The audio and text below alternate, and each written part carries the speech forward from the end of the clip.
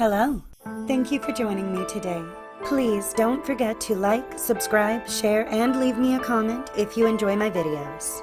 Welcome to Nomad's Land Studios. Narrations by Rebecca. From Aesop's Fables, The Cat and the Birds. A cat was growing very thin. As you have guessed, he did not get enough to eat. One day he heard that some birds in the neighborhood were ailing and needed a doctor. So he put on a pair of spectacles, and with a leather box in his hand knocked at the door of the birds' home. The birds peeped out, and Dr. Cat, with much solicitude, asked how they were. He would be very happy to give them some medicine. "Tweet, tweet," laughed the birds. "Very smart, aren't you? We're very well, thank you, and more so if you only keep away from here." Moral: be wise and shun the quack. The Dog and the Oyster. There was once a dog who was very fond of eggs. He visited the henhouse very often, and at last got so greedy that he would swallow the eggs whole. One day the dog wandered down to the seashore. There he spied an oyster. In a twinkling the oyster was resting in the dog's stomach, shell and all. It pained the dog a good deal, as you can guess. "I've learned that all round things are not eggs," he said, groaning. Moral: act in haste and repent at leisure, and often in pain. The Fox and the Crab. A crab one day grew disgusted with the sands in which he lived. He decided to take a stroll to the meadow not far inland.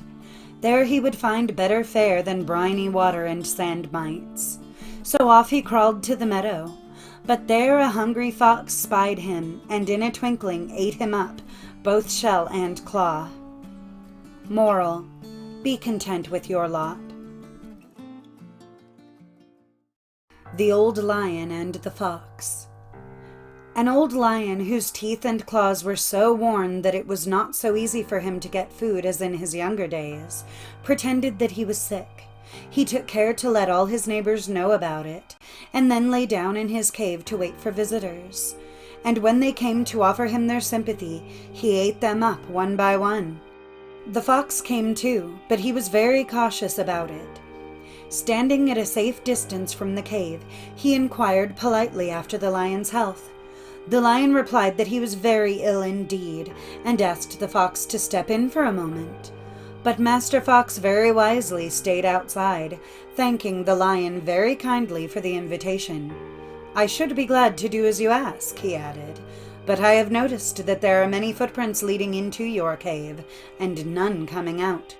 Pray tell me, how do your visitors find their way out again?" Moral: take warning from the misfortunes of others.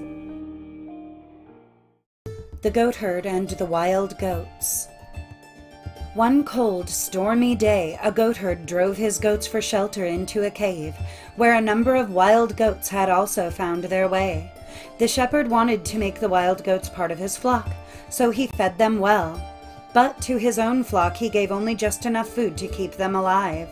When the weather cleared and the shepherd led the goats out to feed, the wild goats scampered off to the hills. "Is that the thanks I get for feeding you and treating you so well?" complained the shepherd. "Do not expect us to join your flock," replied one of the wild goats.